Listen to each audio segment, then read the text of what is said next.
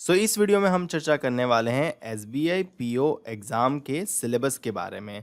इस वीडियो में हम ये भी चेक करेंगे कि चैप्टर वाइज वेटेज क्या रहता है, ताकि आप उन चैप्टर्स पे जहाँ से ज़्यादा मार्क्स के क्वेश्चन बनते हैं उस पे ज़्यादा प्रैक्टिस कर सको और उससे ज़्यादा मार्क्स ले सको और उस पर ज़्यादा फोकस दे सको। ठीक है, तो चलिए शुरू करते हैं बिना किसी देरी के। नमस्कार दोस्तों, आप देख रहे हैं IBPS गुरुजी और मेरा नाम है धार्मिक पटेल। और एसबीआई पीओ एग्ज़ाम के लिए सबसे पहला सब्जेक्ट रहता है रीजनिंग एबिलिटी, और ये काफ़ी इम्पोर्टेंट एवं स्कोरिंग सब्जेक्ट है, क्योंकि ये आपको कम समय में ज़्यादा से ज़्यादा मार्क्स दे सकता है अगर आप इसकी अच्छे से प्रैक्टिस करो तो। ठीक है, रीजनिंग एबिलिटी में सबसे पहला और वेरी इंपॉर्टेंट टॉपिक होता है पजल अरेंजमेंट। हर बार आपको पजल अरेंजमेंट सेक्शन से 5 से 10 मार्क या यूं कहूँ तो कभी कभी 15 मार्क के भी सवाल देखने को मिल जाते हैं। तो पजल अरेंजमेंट आपके लिए काफ़ी इंपॉर्टेंट टॉपिक बन जाता है और आपको मिनिमम 5 और मैक्सिमम 10 से 15 मार्क्स का क्वेश्चन दे के जाता है। तो इसकी प्रैक्टिस डेली होनी चाहिए, क्योंकि पजल बनाना इंपॉर्टेंट नहीं है, उसको कम से कम समय में बनाना ज़्यादा इंपॉर्टेंट है और साथ में सही आंसर मार्क करना भी ज़्यादा इंपॉर्टेंट है। ठीक है, दूसरा टॉपिक है वो है सिटिंग अरेंजमेंट। जी हाँ, पजल का ही भाई जैसा है सिटिंग अरेंजमेंट। ये भी काफ़ी इंपॉर्टेंट टॉपिक है और ये भी 5 से 10 नंबर में होता है। अगर यूं कहूँ तो पजल एंड सिटिंग अरेंजमेंट मिला के आपको 15 से 25 नंबर के क्वेश्चन मिल जाते हैं आराम से। तो इसकी प्रैक्टिस, ये दोनों टॉपिक की प्रैक्टिस मैक्सिमम होनी चाहिए। और इसके लिए मेरा डेडिकेटेड पेज भी है इंस्टाग्राम पे, पजल गुरुजी। आप इसको वहाँ जाके दिए गए क्वेश्चन को प्रैक्टिस भी कर सकते हो। बढ़ते हैं आगे और थर्ड टॉपिक देखते हैं। थर्ड टॉपिक है सिलोजिज्म, जो काफ़ी इंपॉर्टेंट बन जाता है क्योंकि 5 नंबर में आपको ये टॉपिक भी देखने को मिलता है। ठीक है, अब देखो काफ़ी सारे टॉपिक्स होंगे एग्जाम में, सारे टॉपिक्स नहीं आएंगे। मैं आपको चैप्टर का वेटेज दिखा रहा हूँ। ठीक है, इसका मतलब ये नहीं कि आपको एग्जाम में सारे चैप्टर आएंगे। ठीक है, कुछ चैप्टर्स नहीं भी आएंगे, तो आप ये चीज़ ध्यान रखिएगा।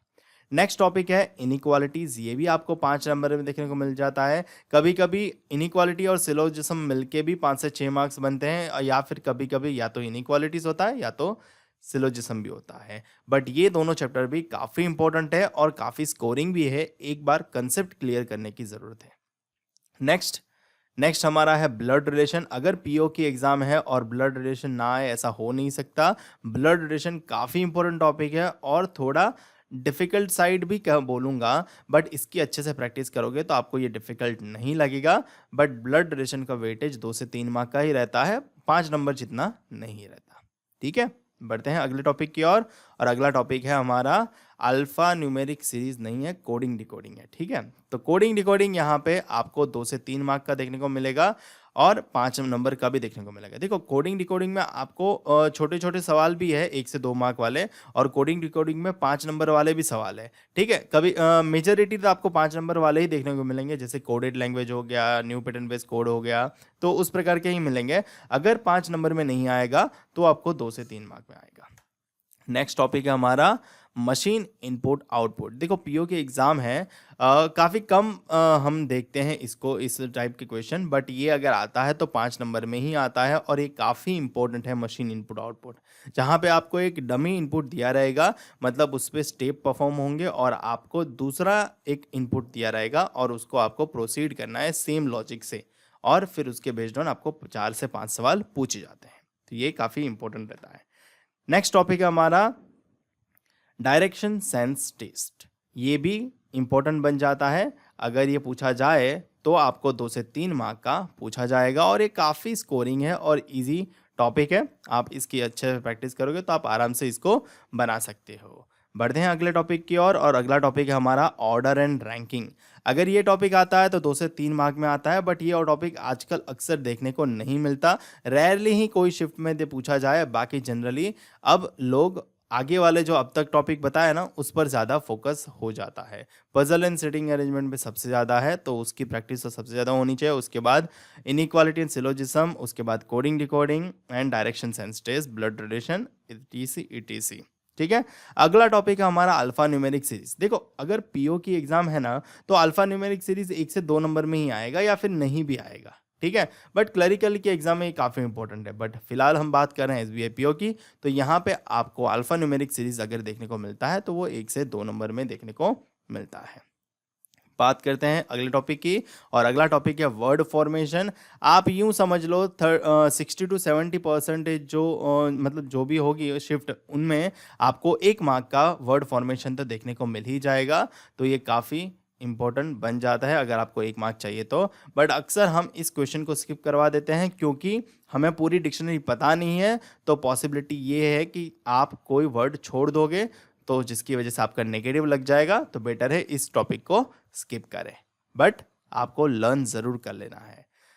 नेक्स्ट टॉपिक है डेटा सफिशिएंसी, जहां पे आपको दिया गया डेटा आंसर देने के लिए पर्याप्त है कि नहीं, उसकी पर्याप्तता चेक करनी रहती है। काफ़ी आराम से बना लोगे क्योंकि आपको इसमें क्या करना होता है, जो क्वेश्चन आते हैं वो सारे चैप्टर्स में से ही मिला के आते हैं। तो आपको नया चैप्टर नहीं सीखना है, आपको केवल ये बताना है कि डेटा इनफ है कि नहीं आंसर देने के लिए। तो ये भी आएगा, तो 2 से 5 नंबर में आएगा, तो ये भी आप अच्छे से कर लीजिएगा। और हमारा आखिरी टॉपिक होता है रीजनिंग का, लॉजिकल रीजनिंग। इसमें क्या होता है, statement assumption, statement argument, course of action वगैरह वगैरह चैप्टर्स रहते हैं। और लॉजिकल रीजनिंग में मेजॉरिटी मेंस एग्जाम में देखने को मिलता है। तो प्रीलिम्स की बात कर रहे हैं तो लॉजिकल रीजनिंग प्रीलिम्स में देखने को नहीं मिलता, बट कहीं पे भी ऐसा लिखा नहीं है, ठीक है। तो आपको ऑलवेज रेडी रहना है। अगर प्रीलिम्स एग्जाम में जा रहे हो तो लॉजिकल रीजनिंग जनरली तो नहीं जाएगा, तो आप इसको टाइम की कमी है तो स्किप कर सकते हो, अदरवाइज थोड़ा बहुत आइडिया रखो। जनरली आज तक तो पूछा नहीं गया है प्रीलिम्स में, तो उम्मीद करते हैं आगे भी ना पूछा जाए। बढ़ते हैं हमारे दूसरे सब्जेक्ट की ओर, ठीक है। ये था रीजनिंग एबिलिटी का सिलेबस। मुझे उम्मीद है आपने नोट डाउन कर लिया होगा। और अब हम बात करते हैं अपने मैथ सिलेबस यानी क्वांटिटेटिव एप्टीट्यूड के बारे में। यही मैथ्स है और इसको क्वांटिटेटिव एप्टीट्यूड बोलते हैं, क्वांट भी शॉर्ट में बोलते हैं। तो इनमें सबसे पहला इंपॉर्टेंट टॉपिक जो बन जाता है वो है आपका अप्रोक्सीमेशन। जी हाँ, अगर क्लर्क की एग्जाम है तो सिंप्लीफिकेशन आएगा, बट अगर पीओ की एग्जाम है तो आपको अप्रोक्सीमेट वैल्यू फाइंड करने का क्वेश्चन आएगा, जो 5 नंबर में आपको आराम से दी जाता है। अगर आपकी स्पीड सही है तो आप आराम से चंद मिनटों में, 2 से 2.5 मिनट में ही आप सारे 5 नंबर ले लोगे।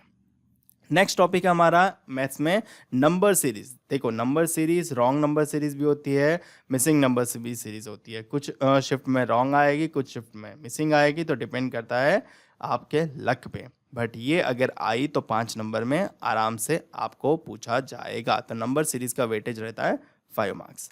अगला टॉपिक है हमारा क्वाड्रेटिक इक्वेशन, ठीक है। अगर ये चैप्टर भी आया तो आपको 5 नंबर बड़े ही आराम से दे जाता है, और आप अगर इसकी सही से प्रैक्टिस करोगे ना तो आपके 5 नंबर पक्के हैं, कहीं नहीं जाने हैं। तो आपको इसको प्रिपरेशन अच्छे से करनी होती है। देखो, रीजनिंग में मैथ्स में जितने में मैंने टॉपिक दिखा रहा हूँ ना अभी, जो पहले वाले 5 वो ज़्यादा इंपॉर्टेंट है। सबसे पहला अप्रोक्सीमेशन, दूसरा है नंबर सीरीज, तीसरा है क्वाड्रेटिक इक्वेशन, और अगला टॉपिक जो है हमारा वो है डेटा इंटरप्रिटेशन। ये सबसे ज़्यादा इंपॉर्टेंट टॉपिक है रीजनिंग क्वांटिटेटिव एप्टीट्यूड का, क्योंकि ये यहाँ से ही मैक्सिमम सवाल आपको पूछे जाते हैं, डेटा इंटरप्रिटेशन, ठीक है।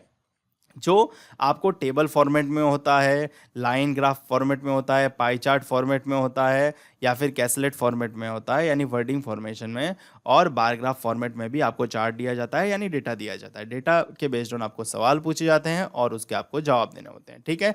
जनरली प्रीलिम्स एग्जाम में देखा गया है कि आपको 2 से 3 सेट पूछे जाते हैं। तो 2 से 3 सेट में आपको 10 से 15 मार्क का डेटा इंटरप्रिटेशन के क्वेश्चन आराम से देखने को मिल जाते हैं। और यहाँ से आप अगर अच्छे से प्रैक्टिस करते हो और अपनी स्पीड भी बनाते हो तो मैक्सिमम मार्क्स ले सकते हो, ठीक है। बट केसलेट जो है ना वो काफ़ी कभी कभी इजी भी होता है, बट कभी कभी लेंदी भी होता है। तो आपको अच्छे से प्रैक्टिस करनी है। अगर आपको लेंदी लग रहा है तो आपको शॉर्टेस्ट क्वेश्चन की ओर पहले जाना चाहिए, क्योंकि ज़रूरी ये है कि आपका स्कोर ज़्यादा आए, ये नहीं है कि आपने कितने डिफिकल्ट से क्वेश्चन सॉल्व किए, ठीक है। तो data interpretation, simplification, approximation, number series and quadratic equation की प्रैक्टिस जल्दी से जल्दी अच्छे से अच्छे होनी चाहिए। और यहाँ पे भी डेटा सफिशिएंसी का क्वेश्चन होता है। हालांकि प्रीलिम्स एग्जाम में रेयरली देखने को मिल जाता है, बट कभी कभी देखने को मिलता है। तो डेटा सफिशिएंसी प्रीलिम्स में आए तो 2 से 5 मार्क में आएगा, और मेंस एग्जाम में आए तो 5 नंबर में आएगा, ठीक है। सो डेटा सफिशिएंसी में आपको डेटा की पर्याप्तता ही चेक करनी है कि दिए गए सवाल के लिए आप आपका दिया गया डेटा सफिशिएंट है कि नहीं। ठीक है।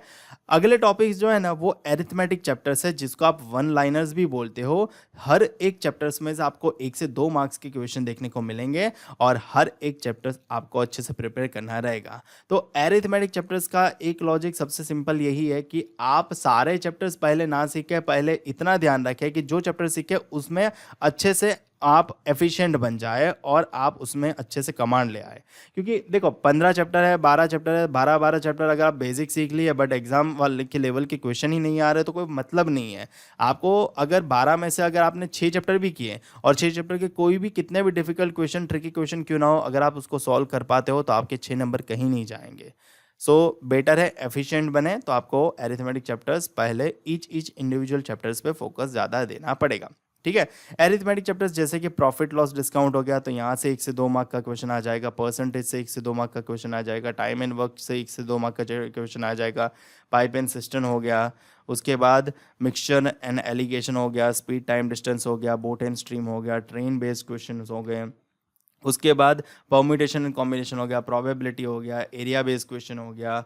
उसके बाद भी कुछ चैप्टर्स हैं जैसे average, age, simple interest, compound interest, ratio and proportion, partnership. इन सारे क्वेश्चन से, इन सभी चैप्टर से आपको 1 से 2 मार्क्स के क्वेश्चन देखने को मिल जाते हैं। तो ये था आपका मैथ्स का सिलेबस, जहाँ पे सबसे ज़्यादा इंपॉर्टेंट कौन सा है, डेटा इंटरप्रिटेशन, जहाँ पे आपको 10 से 15 मार्क का देखने को मिलता है। उसके बाद आपको अप्रोक्सीमेशन करना है। उसके बाद आपको नंबर सीरीज करना है। उसके बाद आपको क्वाड्रेटिक इक्वेशन करना है। ये 4 टॉपिक को आपको अच्छे से प्रैक्टिस करना है, क्योंकि इन टॉपिक से आप ये समझ लो आपके 15 से 25 मार्क का तो यहीं से बन रहा है।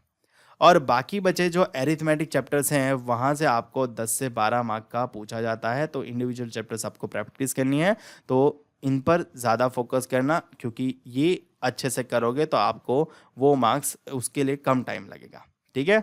अब बढ़ते हैं अगले टॉपिक की ओर, और अगला टॉपिक है इंग्लिश लैंग्वेज।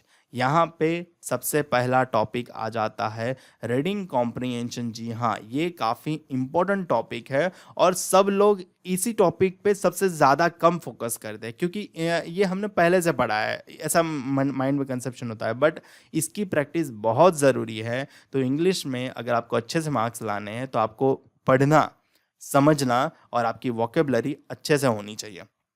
तो रीडिंग कॉम्प्रिहेंशन आपकी प्रैक्टिस में होना चाहिए। डेली 1 से 2 कॉम्प्रिहेंशन सॉल्व करो, और रीडिंग कॉम्प्रिहेंशन आपको मोर लाइक 8 से 10 नंबर में ही देखने को मिलेगा। कभी कभी ऐसा होता है कि 5 नंबर के 2 रीडिंग कॉम्प्रिहेंशन पूछ लेते हैं, या फिर 7 नंबर के पूछ लेते हैं, बट 8 से 10 नंबर में रीडिंग कॉम्प्रिहेंशन आपको अच्छे से आ ही जाता है। नेक्स्ट टॉपिक है हमारा इंग्लिश में, वो है क्लोज टेस्ट। क्लोज टेस्ट भी अगर आपको पूछा जाएगा तो 5 नंबर में पूछा जाएगा, और वो अच्छे से बना लेते हो अगर आपकी वोकेबलरी अच्छी है तो। नेक्स्ट है fill in the blanks. Fill in the blanks में भी आपको वोकेबलरी अच्छी होनी चाहिए, क्योंकि अगर ये आया तो 5 नंबर आपको आराम से दे जाएगा। और फिल इन द ब्लैंक्स आप अगर रीडिंग अच्छा है तो भी आप अच्छे से कर लोगे। उसके बाद है एरर डिटेक्शन, सबसे ज़्यादा पेन पॉइंट, क्योंकि एरर्स जो होती है वो ग्रामर बेस्ड होती है, और इसके लिए आपको ग्रामर्स रेडी करना होता है, और ग्रामर्स पढ़ने में काफ़ी टाइम जाता है, उसको समझने में जाता है। और ग्रामर्स में रूल्स बहुत सारे हैं और उससे भी ज़्यादा एक्सेप्शन होते हैं, तो काफ़ी दिक्कत होती है यहाँ पे फुल आउट ऑफ फुल लाना। बट फिर भी अगर ये हर एग्ज़ाम में आपको देखने को मिलता है, हर शिफ्ट में देखने को मिलता है, और इनमें आपको जितनी एरर समझ आती है उतना ही करना चाहिए। तुक्के इसमें नहीं लगते, ये चीज़ समझ जाओ। आपको या तो एरर डिटेक्ट करना रहेगा या तो एरर करेक्ट करना रहेगा, डिपेंड करता है किस टाइप का क्वेश्चन आपको पूछा जा रहा है। अगला टॉपिक है हमारा, वो है मिस स्पेल्ट या फिर स्पेलिंग एरर्स। जी हाँ, आजकल ये टॉपिक भी आपको 5 नंबर आराम से दे जाता है। अगर आपका स्पेलिंग समझने में अच्छे से अच्छे हो तो आपको ये आराम से 5 नंबर दे जाएगा। यानी कुछ बोल्डेड वर्ड होंगे और उनमें से कोई एक वर्ड आपको उसकी स्पेलिंग गलत लिखी गई होगी, आपको ये आइडेंटिफाई करना रहता है और स्पेलिंग एरर ढूंढनी रहती है। नेक्स्ट टॉपिक है हमारा इडियम्स एंड फ्रेजेस। ये भी अगर पूछा जाए तो 5 नंबर में आ जाता है, कभी कभी 3 नंबर में भी होता है। तो इसके लिए तो डेफिनेटली आपको इडियम्स एंड फ्रेजेस का मीनिंग पता होना चाहिए। तो आपको idioms and phrases daily basis पे कुछ ना कुछ पढ़ते रहने चाहिए, ताकि आपका उसमें कमांड अच्छे से बन पाए। नेक्स्ट है वर्ड यूजेज और रिप्लेसमेंट। आपको एक वर्ड दिया गया होता है और नीचे 2-3 सेंटेंस होते हैं, उसमें उस वर्ड का यूज़ किया गया होता है। तो आपको बताना है कि कौन से सेंटेंस में वो वर्ड करेक्टली यूज़ किया गया है। उसको बोलते हैं वर्ड यूजेज। और वर्ड रिप्लेसमेंट में क्या होता है कि आपको वर्ड कौन कौन से सेंटेंस में आप रिप्लेस कर सकते हो, उस प्रकार से सवाल आते हैं। तो ये भी आपको 5 नंबर में पूछा जाता है, अगर पूछा जाए तो। कभी कभी 2 से 3 मार्क में भी होता है, बट जनरली 5 नंबर में देखने को मिल जाता है। नेक्स्ट है पैरा जंबल्स, जो आपको अच्छे से करने चाहिए, क्योंकि ये आपको 5 नंबर बड़े ही आराम से दे जाते हैं अगर आपको ये अच्छे से आते हैं तो। इसके लिए आपको फर्स्ट स्टेटमेंट आइडेंटिफाई करना ज़रूरी होता है, लास्ट स्टेटमेंट आइडेंटिफाई करना जरूरी होता है, और इन बिटवीन की स्टोरी लाइन अगर आप अच्छे से कर पाते हो तो आपको दूसरा, तीसरा और चौथा स्टेटमेंट भी कनेक्टर्स के तौर पे मिल जाएगा। इसकी प्रैक्टिस बहुत ज़रूरी है। ऐसा नहीं है कि स्टोरी बेस आता है तो आपको इसकी प्रैक्टिस करोगे तो ही आप इसमें करेक्टली अटेम्प्ट कर पाओगे। अगला टॉपिक है हमारा कॉलम बेस्ड कनेक्टर्स, यानी आपको कॉलम ए दिया होता है, कॉलम बी दिया होता है, यहाँ पे A B C D statement होते हैं, यानी 1 2 3 स्टेटमेंट यहाँ होते हैं, 4 5 6 स्टेटमेंट यहाँ होते हैं। आपको मैच करवाना है कि कौन सा स्टेटमेंट किसके साथ मैच हो रहा है, और उसके बेस्ड ऑन आपको आंसर करने हैं। ये भी 3 से 5 नंबर में अगर पूछा जाए तो आ जाता है। फिर होता है सेंटेंस कंप्लीशन, यानी आधा पोर्शन दिया होता है और आधा पोर्शन ऑप्शन में होता है, या फिर सेंटेंस इंप्रूवमेंट, या फिर सेंटेंस कनेक्टर्स ढूंढना रहता है। ये भी 2 से 5 नंबर आराम से दे जाता है। आराम से कहने का मतलब है कि आपने प्रैक्टिस की गई होगी तो आपको आराम लगेगा, अगर प्रैक्टिस नहीं है सही से तो आपको आराम नहीं लगेगा, आपको पेन पॉइंट लगेगा। और कुछ मिसलेनियस सवाल जैसे कि पैराग्राफ कंप्लीशन, एंटोनियम, सिनोनियम, समानार्थी, विरोधार्थी, जिसको हम गुजराती में बोलते हैं।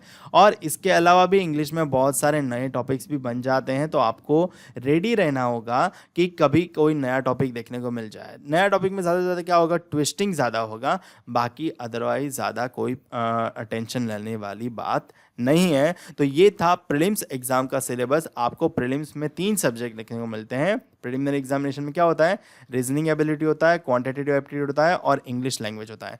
रीजनिंग के कितने सवाल होते हैं, तो 35 क्वेश्चन, 35 मार्क्स होते हैं और 20 मिनट का समय मिलता है। Same for quantitative aptitude, 35 question, 35 marks और 20 मिनट्स का समय मिलता है। और इंग्लिश के लिए आपको 30 क्वेश्चन, 30 मार्क्स और 20 मिनट्स का समय मिलता है। ठीक है, तो आपको ये इनिशियल यानी प्रिलिमिनरी एग्जामिनेशन में 100 मार्क्स का पेपर रहेगा, तो आपको इसकी प्रिपरेशन अच्छे से करनी चाहिए। मुझे उम्मीद है कि आपको सिलेबस समझ में आ गया होगा अच्छे से। और अगर आपका कोई भी डाउट छूट जाता है तो आप कमेंट सेक्शन में कमेंट करके पूछ सकते हो। और ये है मेरा इंस्टाग्राम का पेज IBPS_गुरुजी, जहाँ पे मैं most of the time active रहता हूँ पूरे दिन में, तो आप वहाँ पे मुझे कोई भी अपना डाउट पूछ सकते हो। मुझे उम्मीद है आपको वीडियो अच्छा लगा होगा। मिलते हैं अगले वीडियो में।